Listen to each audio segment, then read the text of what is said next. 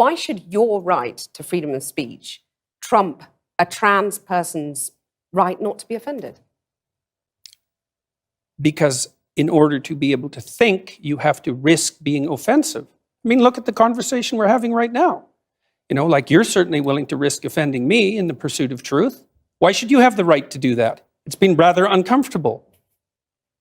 You've connected a lot with a lot of young men, lots of different people, but young men particularly seem to, find something in your message. I'm a young man. I'd like to be improved, please. I want to stop being a pathetic weasel. That would be good. Clean up your room. I don't know how you can go out and protest the structure of the entire economic system if you can't keep your room organized. What are the limits of that idea, though? Because you can have a lovely clean room, but if for my generation, we're looking down the barrel of climate change, we can't afford a house, some people can't get work, university education's unaffordable. Like, there are these huge, massive problems in society and the political economy that are also going to, screw us over in the big picture that the clean room isn't going to necessarily fix. If you're going to fix complicated problems, you have to learn how to fix simple problems first. I want to know, what is your answer to young people for some of the really big problems facing humanity, like the climate catastrophe, like economic crisis, like the precarious job market? Because I just don't, you talk all this much about individual responsibility. Most of us are never going to be able to afford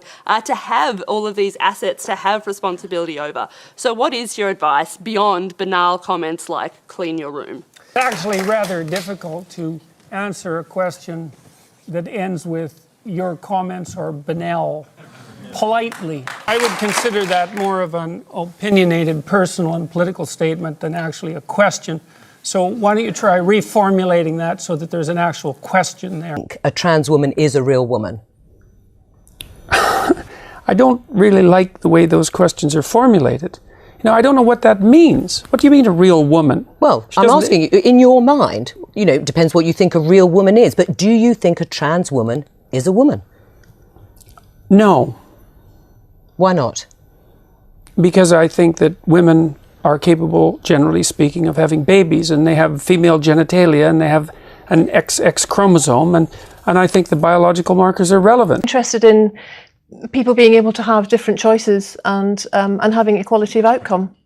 Well, so the overwhelming proportion of people who are in prisons are male. Now, do you want to equalize that, just out of curiosity? What about bricklayers? They're 99% male. And we've got about 3/4 of the population now in universities in the humanities and social sciences are female. Are we going to equalize that? And men work longer hours. They work more dangerous jobs. They're more likely to move. They're more likely to work outside. They're more likely to participate in jobs in the STEM fields that are scalable. They make more money for those reasons. And that's all hidden under the idea that the reason that men and women make different amounts of money is because of their gender. Peterson, do you have any comments on the Nazi presence at your protest? The presence of Nazis and white supremacists assaulting people at your protest. Do you have any comment on that? I don't like Nazis. Well, that's highly debatable. That's highly debatable. Actually, it's absolutely true, because there's never been a secular humanist government on the planet. I don't know. I think the Soviets were pretty secular. No, humanists. I know. With all due apologies, you do not know the first thing about what secular humanism is. You should read the Secular Humanist Man. I'm very glad I put you on the spot. Well, I'm very glad that I have exercised my freedom of speech. You get my point. It's like you're doing what you should do, which is digging a bit to see what the hell's going on. And that is what you should do. But you're exercising your freedom of speech to certainly risk offending me. And that's fine. I think more power to you as far as I'm concerned. So you haven't sat there and I'm just trying to work that out. I mean, gotcha. You have got me. I'm trying to work that. History. You've written the idea that women were oppressed throughout history is an appalling theory. They haven't had a great time, though, have they? Who has had a great time in history? But men have had less of a Really? Have time. they? Have they? By what standard? By what standard? Well, I'm just saying, if you're a woman... How about war? But it took longer for women to get the vote, and women belong to their husbands, and in this country, one woman dies every week from domestic violence, a man dies like once a month, I believe, from that same cause. Like, aren't there some clearly obvious things that women are victim of as a result of their gender? There are inequalities in the catastrophes that the genders are subject to. And so, look, first of all, there's some things we got to get straight. History is a rough business. Everybody had it rough. In 1895, the typical Westerner lived on less than $1 a day, which is absolute poverty by today's standards, right? And so people were brutally poor for almost the entire course of human history. It was rough. You say, well, did men or women have it worse? It's like, well, you know, that's a complicated question. But one of the things you can say is everybody had it pretty damn bad. Marxists say, well, that wasn't real Marxism. What it really means, and I've thought about this for a long time, it's the most arrogant possible statement anyone could ever make.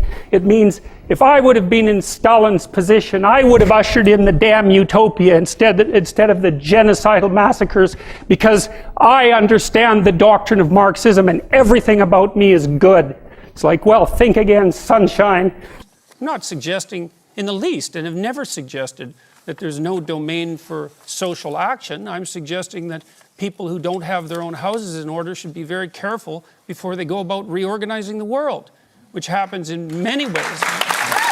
I see a backlash against masculinity and a sense that there's something toxic about masculinity. What is this idea of being over? Why is society overly feminized? Well, I didn't ever say that society was overly feminized. So if we're going to discuss my views, we should use my actual words. Women got full legal rights. They have the right to determine what language I use, especially when it's backed by punitive legislation.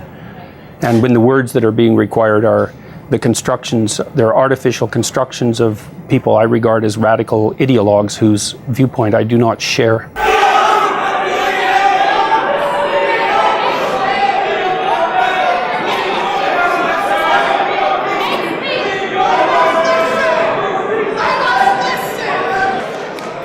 That's pure narcissism at work, by the way. A question for Professor Peterson. Why do you feel that someone's personal gender identity and pronouns infringes your free speech? Can one not also argue, based on your interpretation, that professors can use racial slurs in their classroom and that the inability to do so would violate their freedom of speech? There's a difference between saying that there's something you can't say and saying that there are things that you have to say. And I regard these made-up pronouns, all of them, as the neologisms of radical PC authoritarians.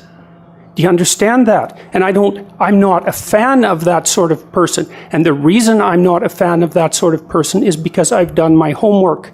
I've read everything I can get my hands on in the development of authoritarian political systems, and I know the literature inside out and backwards. And I am not going to be a mouthpiece for language that I detest.